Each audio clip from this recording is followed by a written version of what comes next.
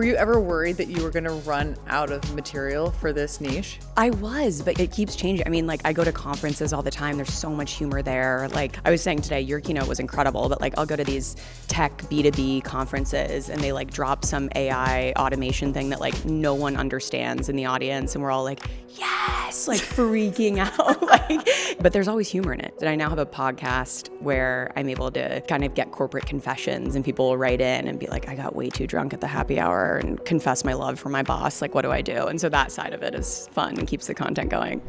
And I told myself before I quit my job, like, if you can work this hard for this company, why do you think you won't work that hard for yourself? So I just poured everything I had into it. Then once I started making money, I was like, I think this could be a job. I think that it has changed so much now that everyone kind of has the equation to it. Even though it's more saturated, it's a little harder, I think. I think everyone knows what to do. Back then, we didn't really know what we were doing. It's important to always tackle it and really try to push yourself because it's not the end. There's more and more and more coming. And if you don't, get ahead of it, you stay behind. Welcome to More to Say. I'm Amber Vinsbox, founder of the $2 billion creator commerce platform, LTK. I've spent the last 14 years pioneering the creator economy. And on this podcast, I'm giving you direct access to the knowledge and perspectives of some of today's most influential people. I want you to stay ahead of the curve, so pull up a seat because we are just getting started.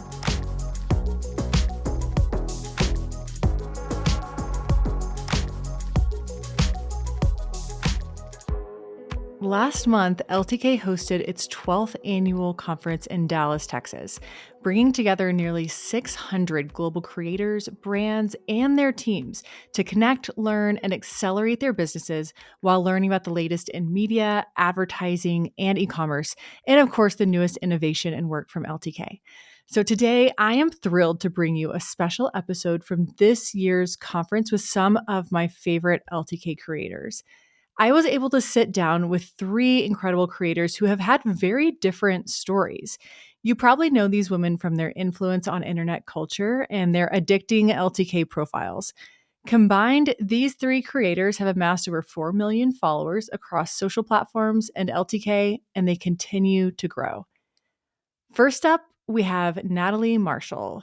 You guys all know her as Corporate Natalie, and she is hilarious. She has skyrocketed to success by blending corporate humor with relatable career content. Hers is the type of content that you can dive into and just sit down and laugh. I love humor, and I particularly love her flavor of it. So if you don't follow her yet, go check her out on LTK and across social media platforms. She's a real joy to listen to. Her career as a content creator took off during the pandemic when she began poking fun at the work from home life on TikTok. She birthed Corporate Natalie, and the momentum has not stopped since. She was also one of this year's LTK Con's MCs, and she kept the crowd laughing throughout. Next, I got to sit down with Jenee Naylor, the fashion-forward mind behind the blog High Low Luxe and host of the Style Unlocked show.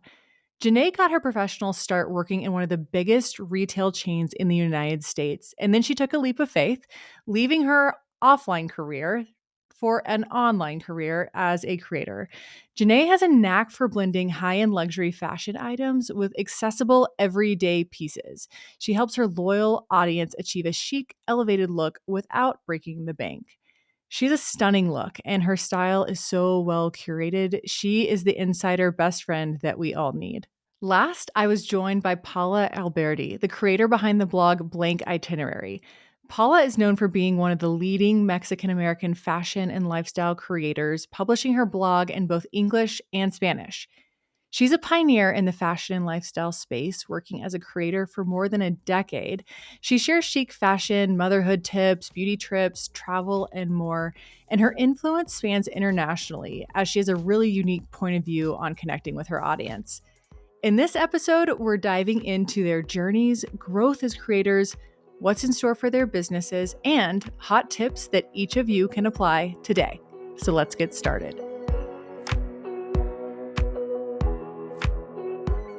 Natalie, when we told the team that we were going to have Corporate Natalie here at LTK Con, there was like a round of applause within our Slack channel. And for those who have not had the chance to meet you yet, tell us a little bit about your story. Who's Corporate Natalie? Okay, well, I'm honored to be here. We were just chatting before we rolled camera how unbelievable this event is. I mean, every detail down to a T, the branding. I woke up with an LTK tattoo on my left butt cheek. I was like, how'd that get there? Is that permanent? I hope so. Someone must have snuck in my room. The whole thing is amazing, the whole event. But I became an LTK creator more recently. I started on TikTok and then Instagram, and I was actually very entrepreneurial as a kid. I started a jewelry line, similar, I heard you started a jewelry line, in college called Band Jewelry for Bay Area, Notre Dame. And instead of just selling jewelry to my friends and family, which would have been enough, I had 10 reps at different universities selling my jewelry. Nice. And so I've always just kind of had that little hustle in me. And I never thought being a creator was lucrative or could be a business or any of that.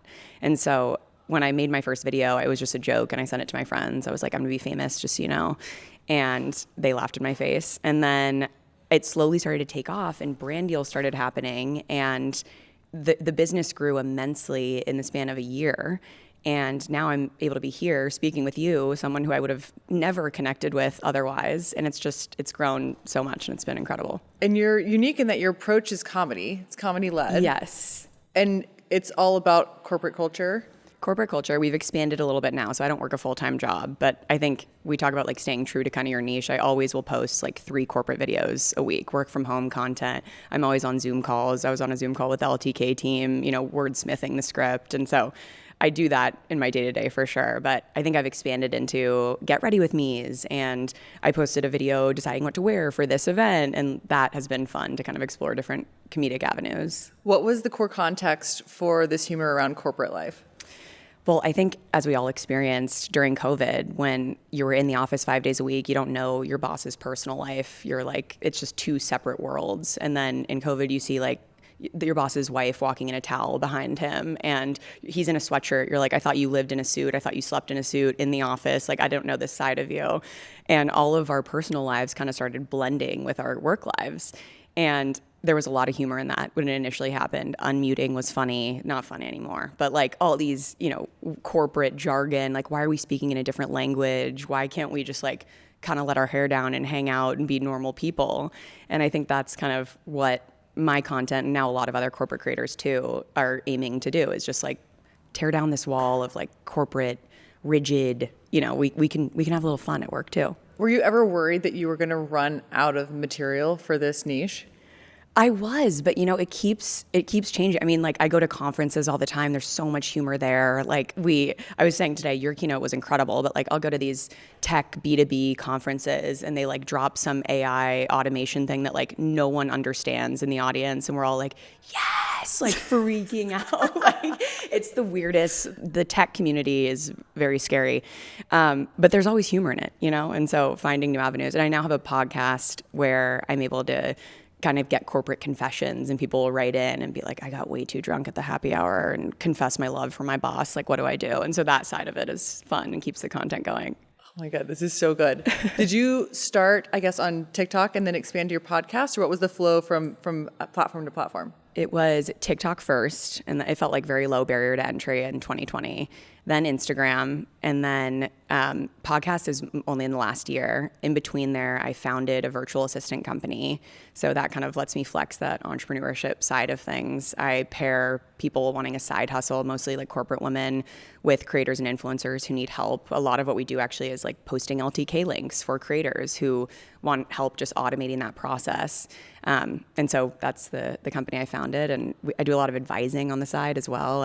I'm a Silicon Valley girl, so I take equity from startups and help kind of join their advisory board and like teach them social strategies. And so it's been fun to kind of have these different pillars of the business and grow it. And now starting a clothing line actually, which flexing the fashion muscle, which will be fun. But yeah, new things every day, new challenges. I see it as kind of like a Gen Z take on the office female point of view. Totally. Yes, absolutely. And most of my followers are women, which I love, like 90%, which brands love too, because I like to keep it just the girls. So how'd you come across LTK? So I was invited to join the platform. and I was honored. And then you saw my first LTK post that I made fun of today. Obviously, I needed some training. But describe it for everyone. For everyone who wasn't at today's keynote, it is me with my hood up. I'm in this puffer jacket, and I'm making a duck face, and there's like a shadow on my lip. I have a mustache shadow. I am in socks. I'm not in shoes. I didn't think, shoes were necessary at the time. And I look horrible, and I don't know what I'm selling. I really don't. And it didn't make a ton of sales for me. And I think I realized I got to pivot the strategy a bit. But now I've found more of my fashion sense in parallel with from that first photo. And I'm starting to get into like workwear fashion. And I work a lot with Aritzia actually on platform for their workwear line. And it's been really fun. So as you've kind of found your voice and developed your community, what are some tips and tricks you have for other creators and how they should be thinking about their LTK or their community? Definitely.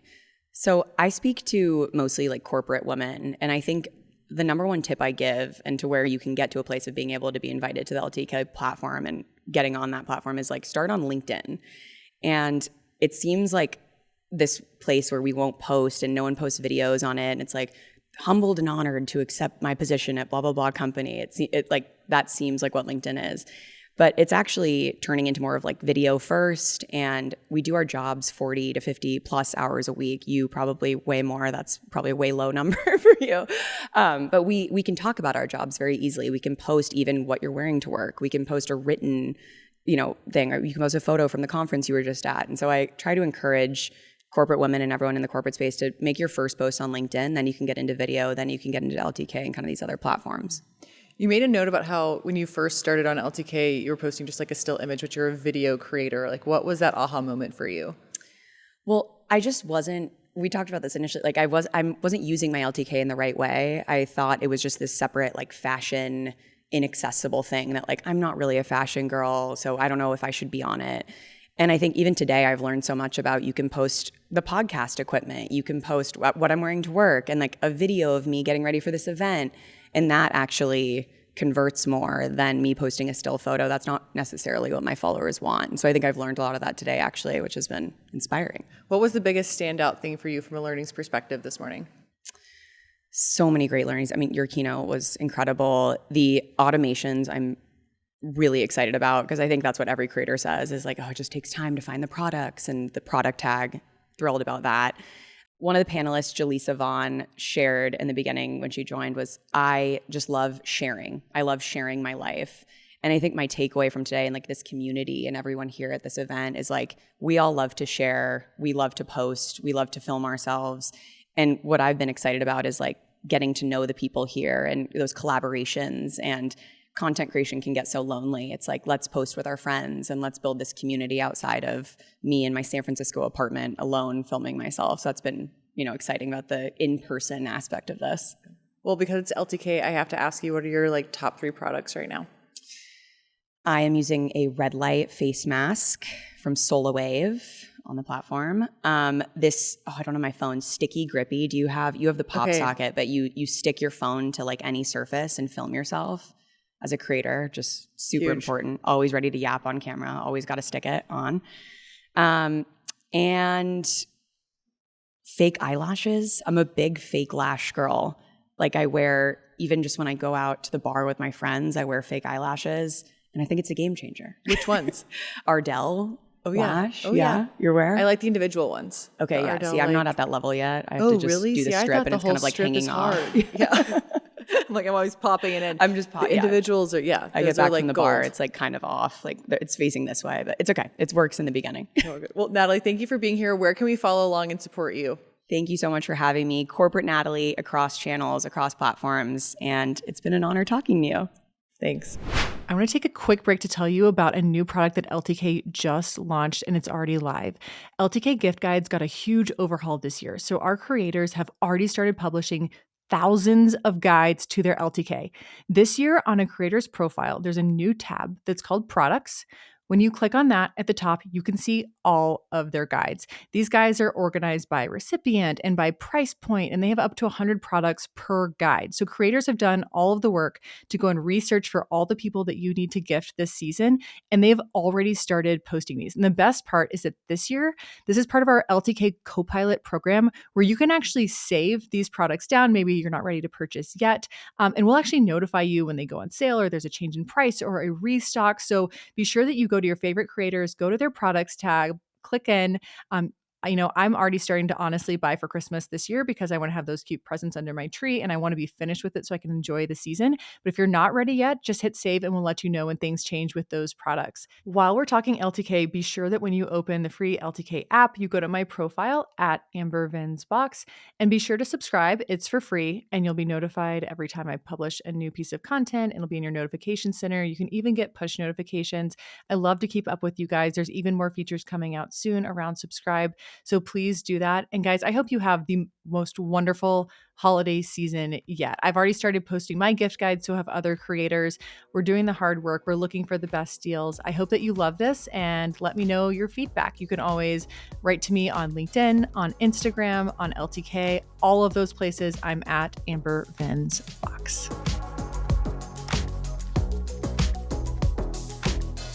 Jenee, we've been so excited to have you on More to Say. And I wanted to start out by just asking you, how did you get started in the creator business? Funny story. Well, I was a retail manager, a store director at a retail chain. And I just thought I was going to be the CEO. That was the plan. Like, I love this job. I'm good at this job. And then Instagram started.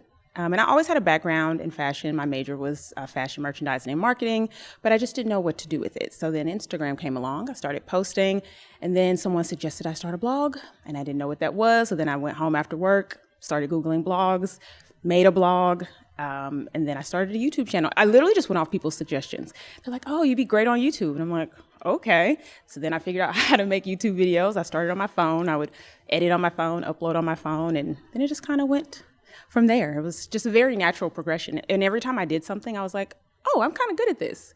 I should just, stay consistent with it. And I did that from 2017 to 2019. And then I left my career and just started doing this full time. And it's unbelievable. I would say probably every week, I can't believe this is my job.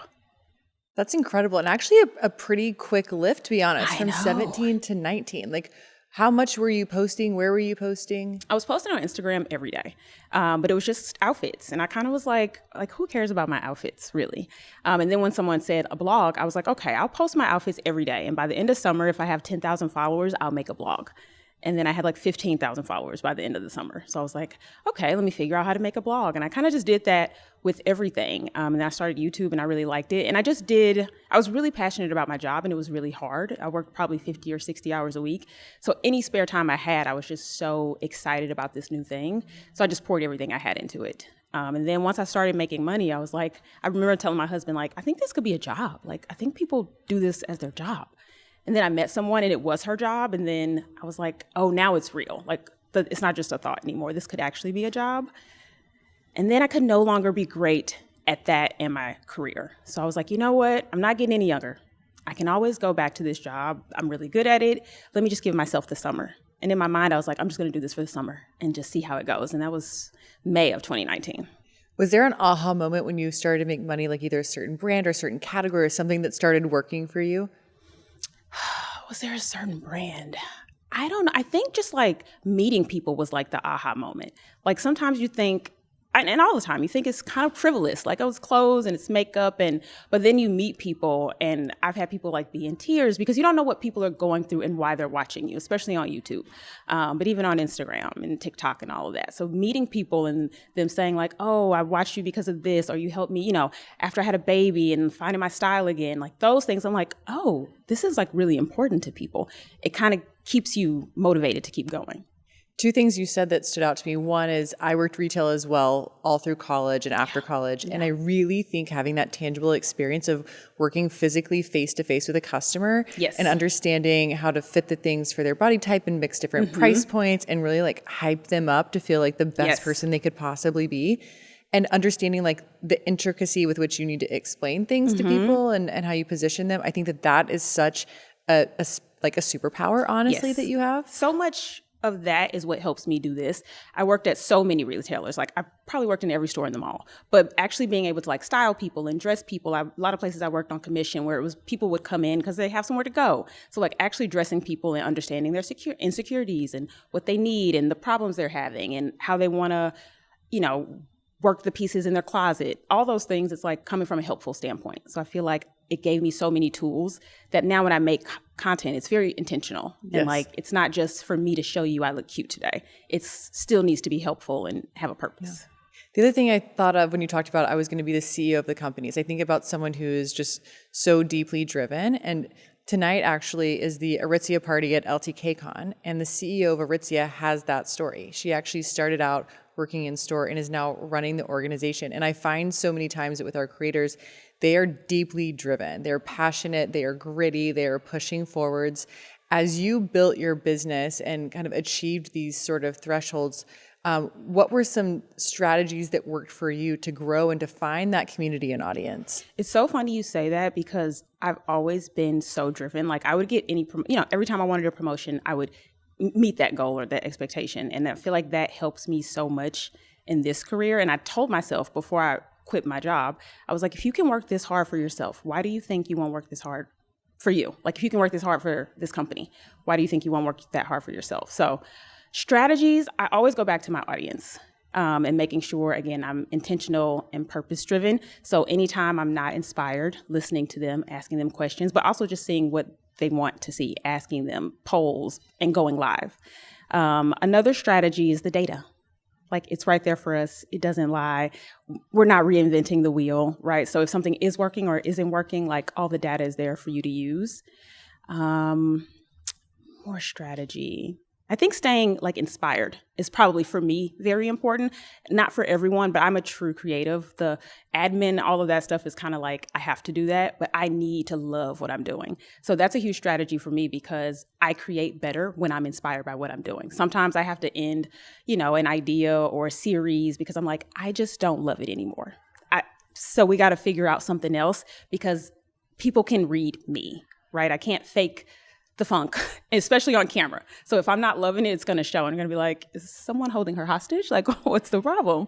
So I always have to be creative and like stay inspired to make sure I'm producing my best quality. What's top of mind for you as you think about the future of your business? Top of mind is always being resilient and adapting to the current market. I feel like that can lead to so much. If you're not resilient, I feel like you can easily get burnt out or stressed out because you feel like it's you, right? Something that you're doing is amazing, right? And you're growing and then it stops working and you think it's you. And sometimes it's just the market. Things just change. Trends come and go. People want different things. And you always have to be okay with pivoting and saying like, okay, that doesn't work anymore. That's not in anymore. I have to do this now. And then researching what is in and then tying that back to how you stay inspired and do it in your own creative way. I'm always changing and doing new things. And that's the creative part. But if you think, I figured it out now, I'm in the zone, and then that stops working, you just have to be okay with like, okay, that time has passed. Now it's time to do something else. And that's how I look at every platform and every part of my business. The change piece is so important because I've heard this great quote, and it's that living things grow and growing things change. Yes. And I think it's counter to human nature because we really want things to stay the same because you figure out the game, right? Yeah. Like the game this month and you're like crushing at the game. game. And I feel like I have to do that every 6 months. I'm like, I got it now. And then I'm like, okay, well, back to the drawing board. Yes. and on all the platforms, right? Something's working over here and then you're like, yes. No, I mean, they're all shifting and all changing. And it's not just them, right? We sit in the middle of e-commerce and media and advertising and consumer preferences, which are based on technology shifting. Right. All of those moving parts are changing so quickly. So I think being so resilient and understanding that you're going to have to make changes and shifts is what's honestly so key to not having those shifts be an emotional drain. Yes. It's expecting and then being ready to move through. So you don't take it so personal. I think that's the biggest thing, especially when you love what you're doing. Sometimes something isn't working and you're like, but I put everything I had into this and I was so excited about it. And it doesn't mean it wasn't good. Maybe it's not the right time, or maybe you just need to reintroduce it a little later, or maybe you need to just put a spin on how you do it. But it doesn't mean it's terrible. Yes. It just means right now is not the time. Okay, lots of things are obviously working for you.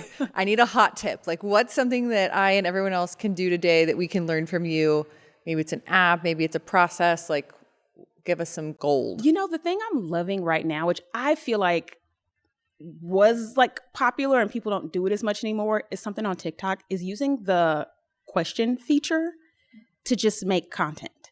Like we're always trying to think of ideas. And I feel like the last probably 2 weeks, all of my videos are just answering people's questions. One, it shows people that you listen to them and you are engaged and you talk to, like, so many people comment like, oh, wow, you actually respond, or, oh, it's so nice to see.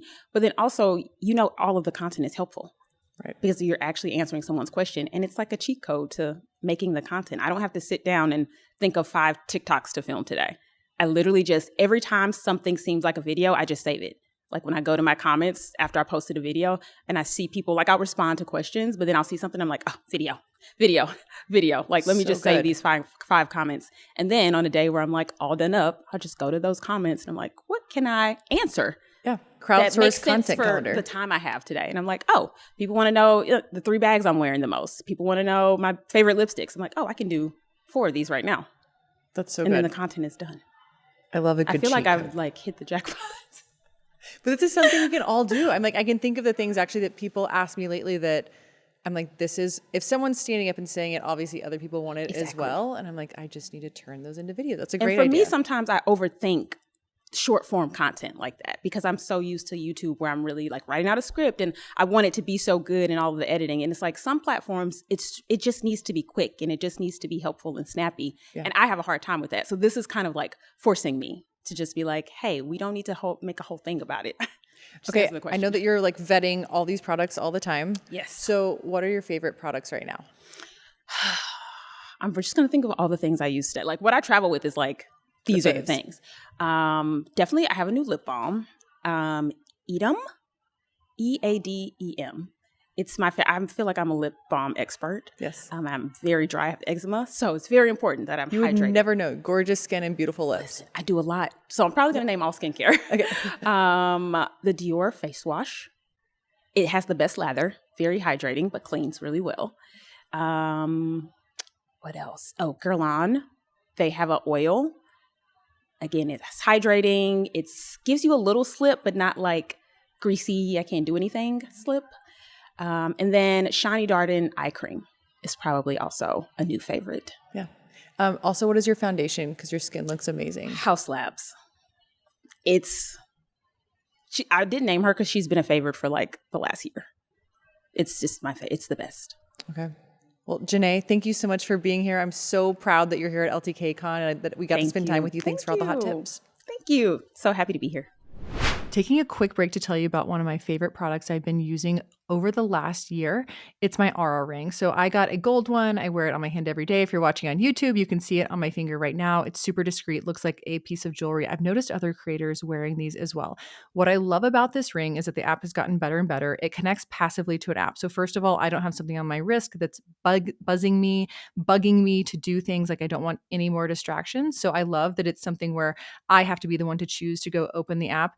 What I'm using it for lately are a couple things. One is it's been monitoring my sleep cycle, and it actually does have alerts that I've programmed on my phone to tell me when it's time to start winding down and then when it's ultimately time to go to bed, which is helping me to get a really much better rest score. It's also monitoring my sleep throughout the night so I can see on those nights I'm getting good rest and then try and, think back on what happened during the day that either influenced that positively or negatively. One of the most practical things that I've been using it for lately is actually understanding my stressors. So I'll go back every couple of days and I'll look to see, where were those moments where my stress spiked based on my blood pressure. And something I noticed this week was that the 2 biggest spikes were actually in the mornings getting my kids ready for school and then also when I let my dogs out. And so I was able to reflect, if I just wake up a little bit earlier and give my kids more time, there's less stress, there's less anxiety in the household, and I can actually be a healthier person by giving my family more time to get ready. And then with my dogs, I've been letting them just loose at the ranch and letting them sort of explore. But then when it's time for them to come home at night and I can't find them, it becomes very stressful. So we're no longer doing the free ranch roams with the puppy dogs. reason I tell you that is because I think that we're all able to reflect and just think about the things that we're doing in our life that impact our health and these small decisions that we can make. So you buy the ring, you pay a subscription for the app, but it's been something that over time has influenced my decision making in various ways and has helped me to just lead a healthier lifestyle. This is a great gift for special people in your life over the holiday season, but also just for yourself as you look to just make better choices and maintain a healthier lifestyle.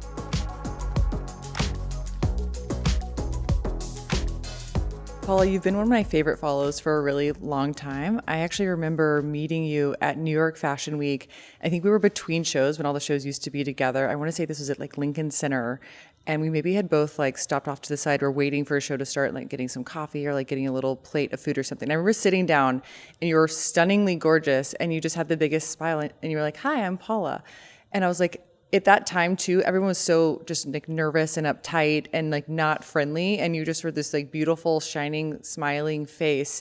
And I both love the energy that you give and your personal style. And I'm candidly thrilled to have you on More to Say. So thank you for joining us. Thank you for having me. I mean, I remember that exact moment. I remember that LTK had just launched, or I had just become familiar with it.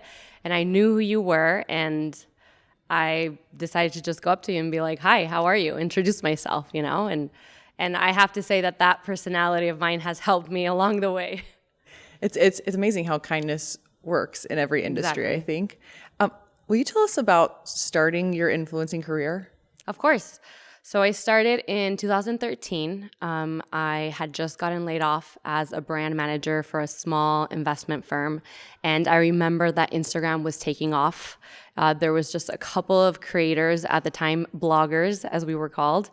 And I remember, I had studied marketing in university. And so coming from that background, I was just like so thrilled to see what these creators were doing. So I told myself that I would give it a shot. And being the personality that I am, I was like, I'm going to give it 6 months. If this doesn't work out, then this isn't for me. Maybe I'm like a fashion editor, or maybe I can go along other, realms of the industry, but not a content creator. And so that's how I started. I coded my own website. I think I spent like $200. But I did know that I wanted to be a bilingual blog from the beginning. Why? Because I'm Mexican American. I am bilingual in both languages. And I knew that there wasn't a lot of Latins in the market still. So I knew that that would set me apart. And so not knowing what it would become, and obviously now 10 years later, I look back and I would have never imagined in my wildest dreams everything that I have achieved. But I was strategic in the sense of taking it as a business. And I remember telling my friend, who was not a street style photographer at the time, he was just a regular photographer, being like, "Do you want to do this with me?" And I got clothes from my closet, shot some photos, and I started uploading on my blog at the time. Two things shocked me about this story. One, that you coded your own blog, because back then I had to be taught how to use WordPress, and then I paid a lot of money to someone to actually, I think I had like a payment plan, like for them to design and launch a blog for me. So I'm really impressed by that. I also think it's so interesting that you gave yourself 6 months. Would you tell someone now to give themselves 6 months, or how long do you think it takes to know? Oh my God, I think that it has changed so much now that everyone kind of has almost like the equation to it. Even though it's more saturated, and even though, it's a little harder, I think everyone knows what to do. Back then, we didn't really know what we were doing. Even with Instagram alone, I remember being that the nerdy side of me. I was like, even with LTK, I've mentioned to you before of how I see the analytics. I really studied Instagram, and I started to see what would do well, what didn't. I don't know if you remember back in the day, we would shoot kind of like those down, outfits, or they would see like your coffee and your shoes kind of thing. And then I would post kind of like my outfit. And I started posting at different hours because remember back then it was real time. And so you would come up on people's feed more often. And that definitely helped me grow as well, because I was just constantly posting and I was just so hungry to like actually make it. These were the back in the days too, where I remember Chiara, who's an Italian blogger, one of the biggest bloggers in the world, she would post every single hour. And I remember some creators were like, well, it's like so annoying, or she's like posting constantly, she's posting everything. And it was really the first time you saw like a slow motion or stop motion reality show unfolding. I mean, still jumping on platforms today, we see that creators who publish the most on those platforms are the ones who ultimately build the audiences. It's whoever kind of gets on first and like goes in deep. And you had that strategy early. Yeah, and I think honestly, what also helped me, I was, I don't like to take credit away from myself because I know what I did to get here, but I think it was also just great timing. I had just recently gotten married. There was so many things happening in my life. I come from a very traditional Mexican family where, I wasn't living with my boyfriend before getting married. I wasn't traveling with him beforehand. So getting married, traveling the world with my husband just gave me much more content. So it just was very seamless at the beginning. One of the reasons I was excited to have you on is because of your heritage. And I grew up in Texas. Texas, of course, we border Mexico. And so even growing up in Dallas, Mexican heritage is very influential in just our life experience here. Like Texas culture is heavily influenced by Mexico. And then now I'm out living on what is considered a border town. And so there's even much more influence of like, really, we're sort of northern Chihuahua out there. And I've started to notice that people are really interested in my life in this space. And I think because culturally it is so rich and so different than what you get in a large, typical United States city. And I'm curious for you how you feel like your culture has played out in your business. I mean, I think that it's a large part of my success is because I am bicultural, bilingual.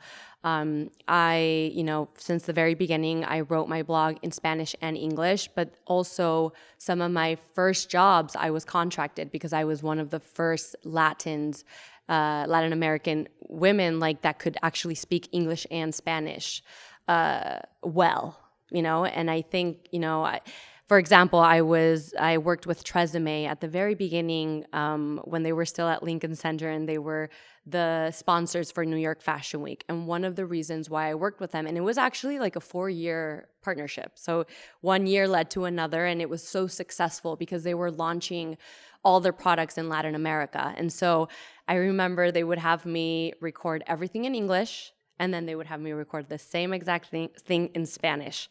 And it just brought me so many opportunities. And now, I have 2 boys, and something that I always thank my parents is that they spoke to me in Spanish first. And when we were at home, it was only Spanish. And my parents are fluent in English, but they grew up in the States, and they didn't want me to lose that Mexican heritage that is so important. And now I'm doing the same with my kids. Of course, my kids were born in the States, but I think it's just so important to never forget your roots and who you are, and to actually be proud of who you are, because that's what sets you apart, regardless of where you're from.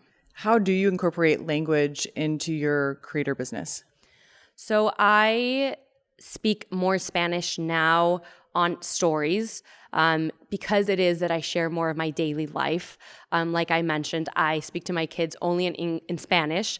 And so when I'm sharing motherhood daily, bits and pieces, it's always in Spanish.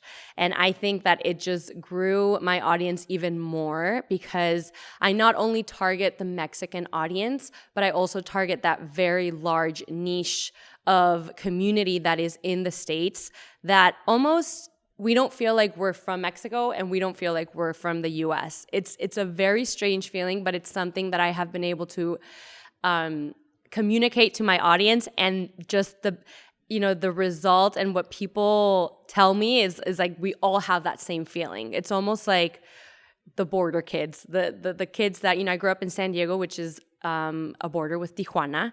And so it's a strange feeling, but people that have grown up there, they truly understand it. And I think more and more people that are moving out of Latin American countries and coming to the US are able to have that same feeling. Yeah.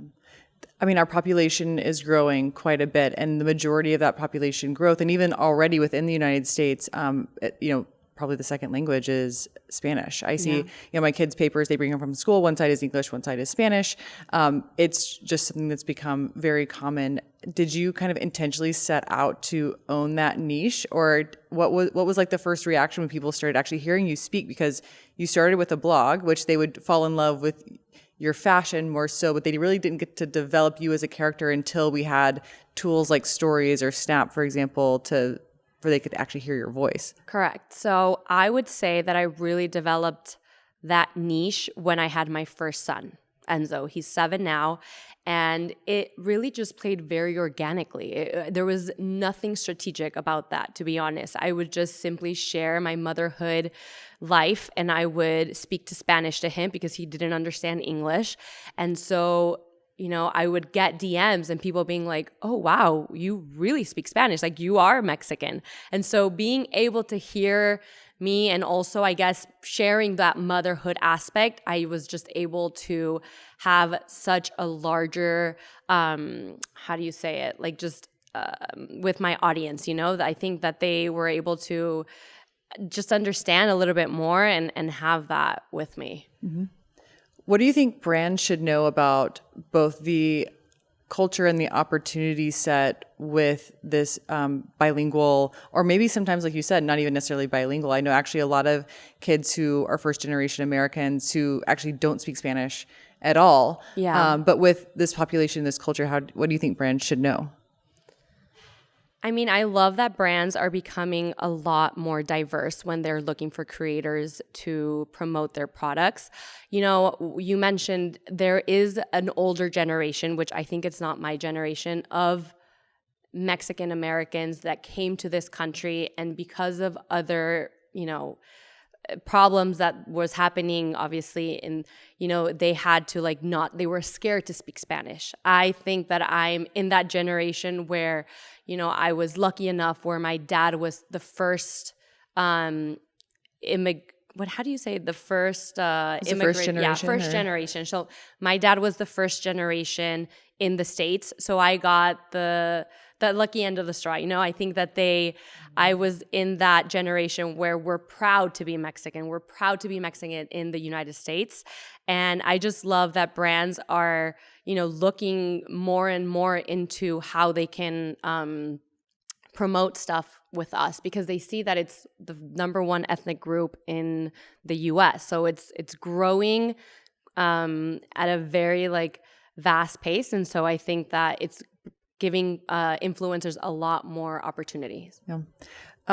Tell me a little bit about how you grew your business over time. Like maybe a couple things that worked for you where you saw bumps or they represented growth in your story.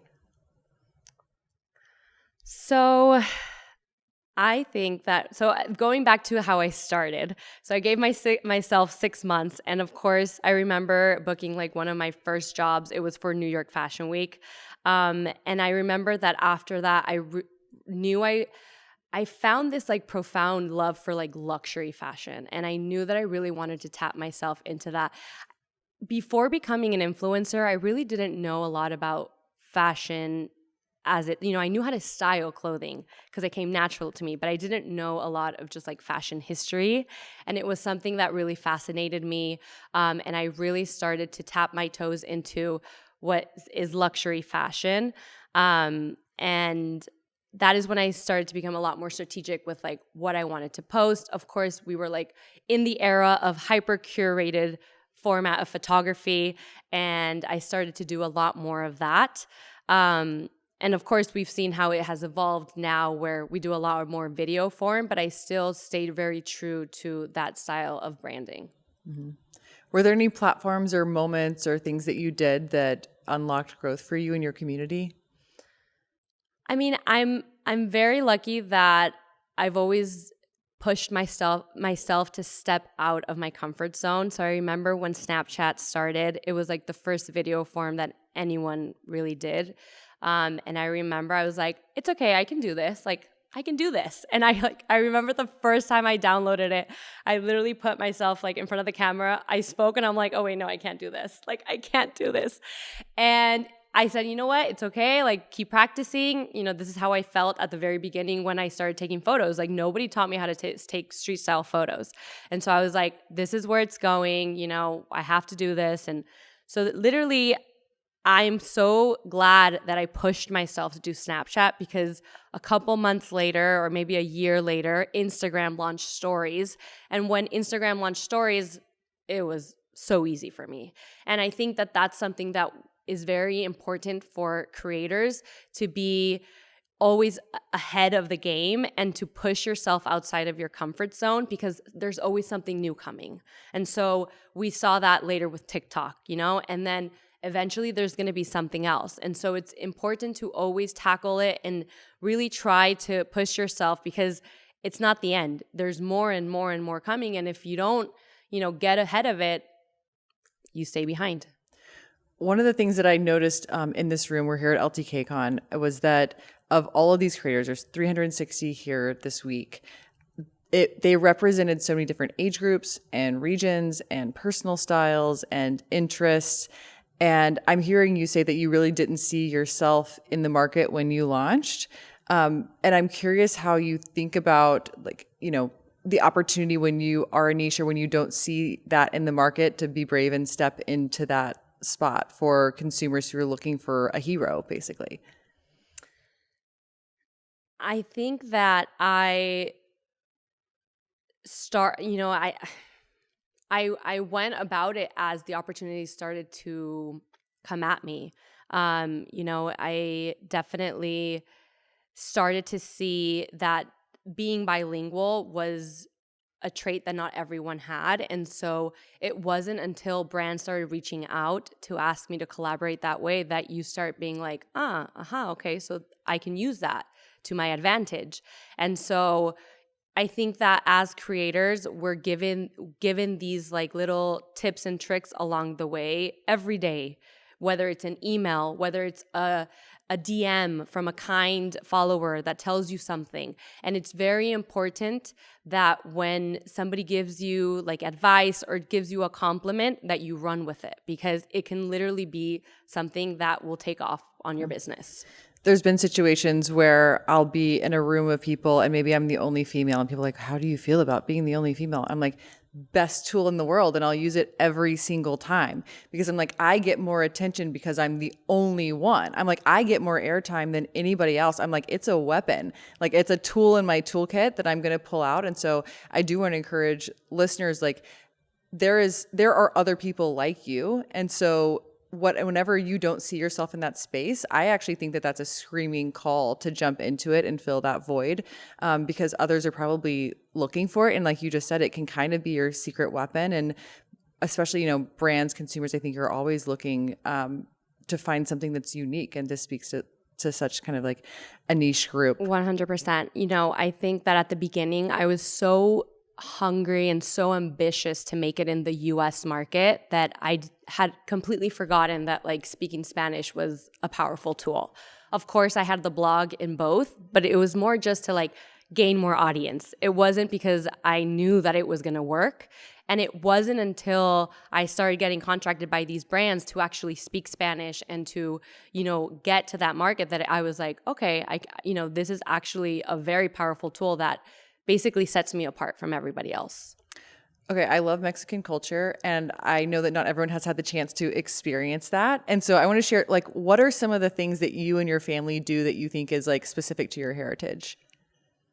So we eat lunch at 3 p.m. I'm on board for that. I mean, I think it's a very American thing where everyone eats like at 12. Like, and for us, it's like we always eat. I don't know if it's based off after like the kids come home or how that started, but that's something that we've always done. And speaking to like my American friends, they're like, no, we don't do that. Or they'll usually have dinner like with their family like at 6. For us, it's like lunch is like the main course of the day. And that's like when my husband and I try to like sit down and like have lunch with the kids and like, you know, have that family time. What else? I mean, I think that family is a huge priority in the Mexican culture.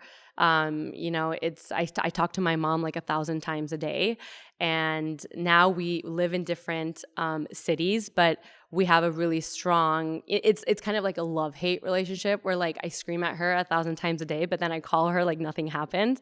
And I think that that's a very Latin side of, that spice that everyone knows, that we're very like that. And I don't know, I love meeting, now that I'm in Miami, I have been able to explore a lot of the other Latin American cultures like Venezuelans, Brazilians, Argentinians, and it's just so nice because I feel like the Latin culture in general, we're just so warm and we have so much in common that it's been definitely easy to make friends because it's almost like there's an instant connection. Mm-hmm. There's a warmth and a spirit. Every time I show up in Brazil for our Brazilian office, I'm just so excited because there's just deep passion. I'm a pretty passionate person.